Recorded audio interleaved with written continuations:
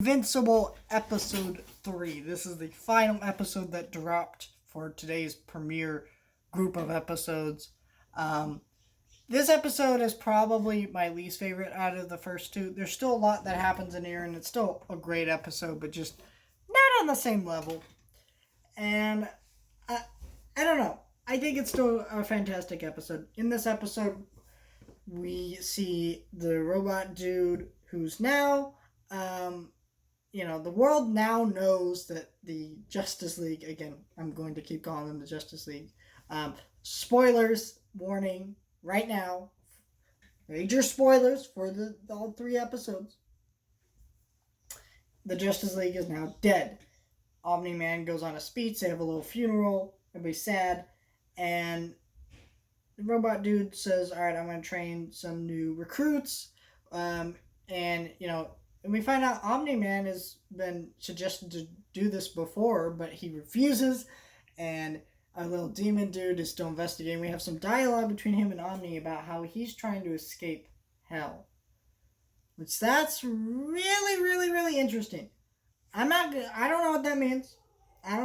But that shows why this demon dude is so invested in this case, is because he knows that if he solves it, he can get out of hell. And we don't know why he wants to get out of hell, what's going on there. I'm assuming hell's not a good place. I haven't been there yet anyways. I'm assuming it's not a good place. It's a funny episode. So there's that. And then Invincible kind of calls Amber up and they start hooking up. And Eve actually breaks up with her douchebag boyfriend because in this episode she finds out that he was cheating. And yeah, that's an interesting development. I like that finally happened because he's kind of just a generic douchebag. And it seems like there's more to him, but we haven't seen that. And so it's kind of like you don't really like watching him yet because it's like, okay, I get there's more to you, but I haven't seen what that more is. So I don't like him that much. And then at the end of this episode, Robot lets out some criminals out of prison, and these criminals were the first villains we saw in the show, and that was pretty interesting. The clone died, and the other one prevailed.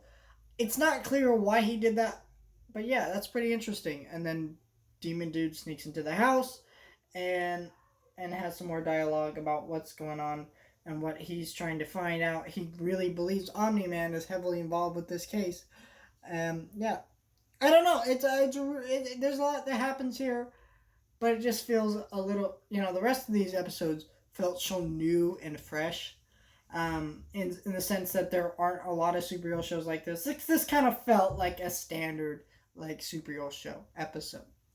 Now, a really good one at that, but it didn't feel as new and fresh as the other 2 episodes did, and so maybe that's why it's my least favorite. Doesn't mean this is a bad episode at all. Again, still a great episode. Absolutely love watching it. But there's just a lot of great stuff that happens in this episode.